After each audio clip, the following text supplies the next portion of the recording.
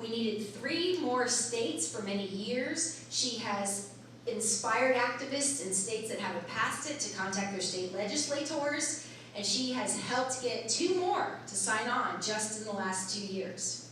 We only need 38. Virginia could pass and ratify the ERA in January. Kamala's going to tell us what that means for us. Kamala Lopez. The journey of the American woman from chattel to a voting member of society was long and it was arduous. From 1848, when Lucretia Mott and Elizabeth Cady Stanton first wrote the Declaration of Sentiments, to the ultimate passage of the 19th Amendment in 1919, women have had to fight tooth and nail every step of the way. Organizing, publishing newspapers and journals, forming clubs and organizations around the country, marching, rallying, protesting, being arrested, jailed, force-fed, and beaten. There were several moments throughout those 70 years of struggle when it seemed like suffrage would be adopted, only to have it fail spectacularly. Sabotaged by internal disagreements, funded by an opposition that masterfully exploited division within the movement. Despite a history of working together, a rift developed between the African American and the feminist communities in 1868, when the 14th Amendment was ratified, and it defined citizens as exclusively male for the very first time. 2 years later, the situation was exacerbated by the ratification of the 15th Amendment, which gave the vote only to black men and not to women, black or otherwise. Weakened and divided, the women were forced back to the drawing board. For the next several decades, the women had to build up their networks, organizing, winning suffrage one state at a time, holding parades, raising awareness in the mainstream, and support for the idea. Throughout this period, they faced deep-pocketed anti-suffrage forces that sowed the seeds of misinformation and fear that kept many women in line and out of the movement. The powerful liquor lobby came out against suffrage, fearing that women would use their votes to oppose alcohol.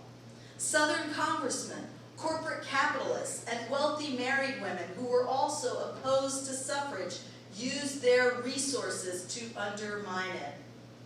It took the formation in 1916 of the National Women's Party by Lucy Brown and Alice Paul, and the adoption of radical strategies borrowed from British activists before there was any true hope for suffrage. In January of 1917, the new National Women's Party, led by Paul and Brown, began a protest in front of Woodrow Wilson's White House that ultimately succeeded in achieving suffrage, but at great cost to the women involved, the Silent Sentinels. The Silent Sentinels protested 6 days a week, morning to evening, rain, shine, snow, hail, for over 2 years, until that day, 100 years ago today, when the 19th Amendment to the United States Constitution was passed by both the House Representatives and the Senate.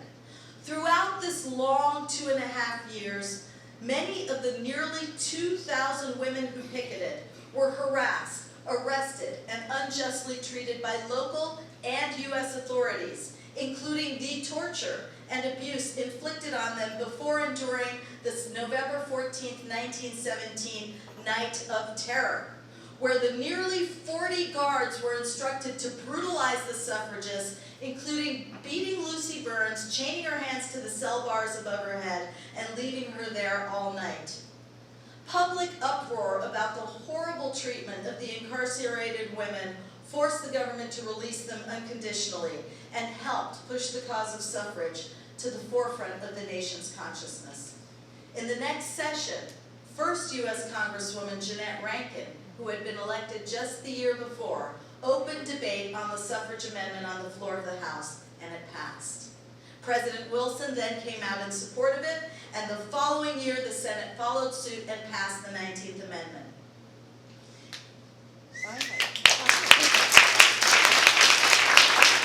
So in 2017, 100 years later, on the anniversary of the Night of Terror, Equal Means Equal began the Silent Sentinel protest again. We started in November of 2017, and women from Virginia and all over the country stood in front of the White House again, morning to evening, day or night, rain or shine, sun, hail, whatever it was, with the same signs, petitioning for basic human rights. How much longer, Mr. President, must we wait for equality? There are so many parallels, so many, between the trajectory of the 19th Amendment for suffrage and that of the Equal Rights Amendment. The question is, where are we in the overall arc of history on this issue?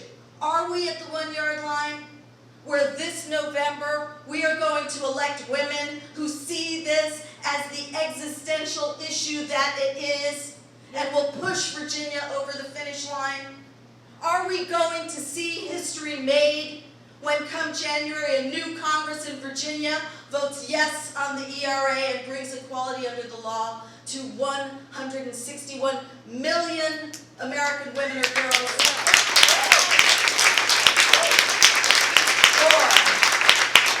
Or is this just another brief upswing before sabotage and a decade or more of delay? Now this is the question in the hands of the Virginia voters this November. This past February, Virginia had the chance to do the right thing. ERA had the overwhelming support of the people of the state and the legislators who would vote to ratify it. It would have passed this year. But, like suffrage before it, we saw the forces of opposition get stronger, get more capitalized, as the women of America got closer to our goal. We saw how the Family Foundation offered Speaker of the House, Kirk Cox, $1 million to keep the ERA from getting to the floor for a vote. And that is exactly what he did. The fact that Speaker Cox was willing to sell out the democratic will of the people of Virginia is just one of the many reasons why the removal of Kirk Cox is crucial for American women.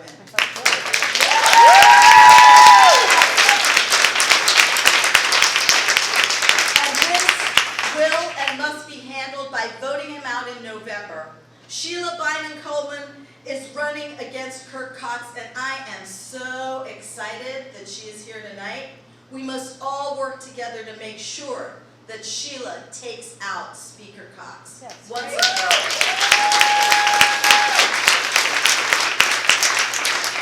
Let us not kid ourselves. This is serious business, and women are up against major opposition. We are seeing an increase in policies directed at rolling back women's rights every day. This is because we are getting so very close to a historic win, and those who would stop us are getting very nervous. Another indication of how close women are to grabbing this big brass ring of legal equality is the recent unprovoked decision by the United States Supreme Court to take up 3 cases on gender discrimination.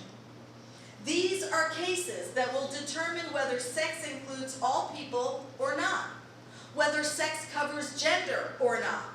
From what we are hearing, these cases are on a very, very fast track, with oral arguments occurring this summer and a decision expected to be handed down in December.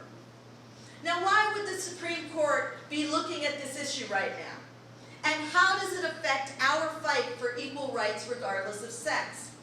Like race with suffrage, the tactic of creating division between women and the LGBTQ+ communities is a tried and true method of sabotaging movements.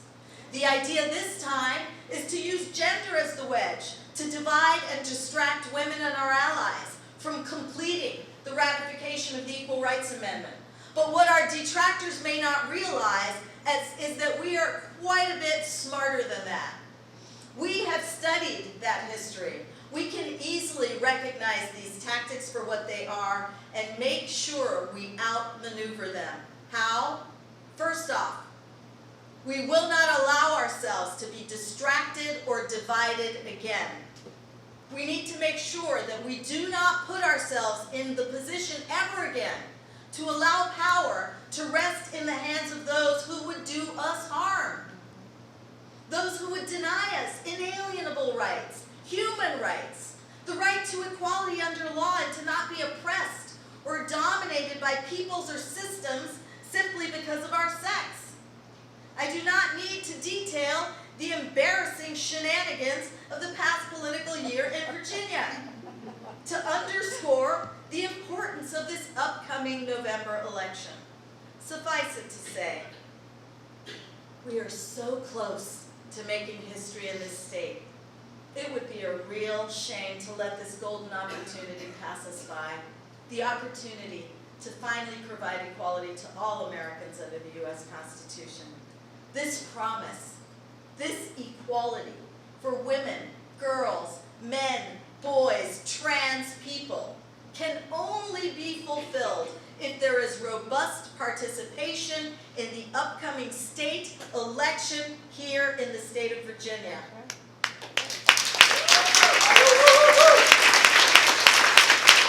The stakes could not be higher, and that's why I'm here today. I'm here to bring my heart, my mind, my body, my soul, everything I've got to support Eileen, to support Sheila, and other candidates in Virginia who believe in women's equality and are fighting for us. We need help to see to it that they're elected this November. I urge every single woman, girl, and ally in this nation who's hearing this, who care about equal rights, to focus on Virginia, to focus on this as the single most important thing that you can do this summer. Please, do it for all women. Do it for the women of Virginia. Support the women that are running in Virginia. Thank you very much.